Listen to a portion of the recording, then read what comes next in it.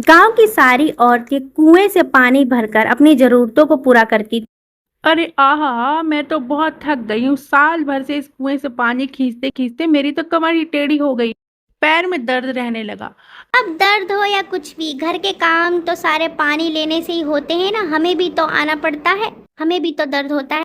आहा सासू माँ, गर्मी किस काम का। एसी जो हर वक्त बंद रहता है। बहू, बिना बिजली के इस गांव में एसी का कोई मोल। बिजली ना होने की वजह से पूरे गांव में बहुत ज्यादा अंधेरा हो जाता है। भाग्यवान, बहुत अंधेरा हो चुका है।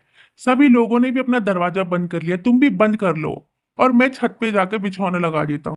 लक्ष्मी भी अपने घर का दरवाजा लगाकर मोमबत्ती लेकर छत पर सोने के लिए चली जाती है। वो कुछ देर सोती है, तभी दरवाजा कोई पीटने लगता है। ये अपने पति को उठाती है। इतनी रात को हमारे घर पे कौन आया होगा? इतने में पड़ोस में लेटा हुआ एक आदमी कहता है, अरे अरे श्याम भैया, रात को इतनी अंधेरी में दरवाजा मत खोलो, चोर चुहाड़ होंगे घर। की दहशत गांव में फैल चुकी थी। फिर एक दिन दोपहर को सारी मोहल्ले की औरतें पेड़ के नीचे बैठकर बातें कर रही थीं।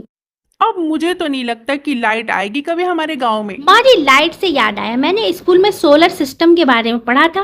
वो लाइट की तरह ही काम करता। सोलर एनर्जी यानी कि सूर्य की ऊर्जा, इसका इस्तेमाल करने से इससे पर्यावरण को भी कोई हानि नहीं होती है।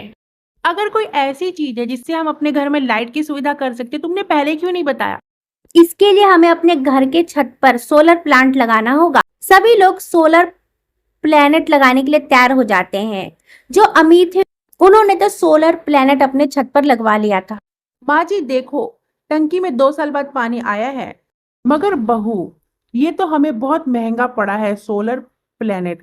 गांव में कितने गरीब लोग हैं, वो लोग कैसे लगवाएंगे?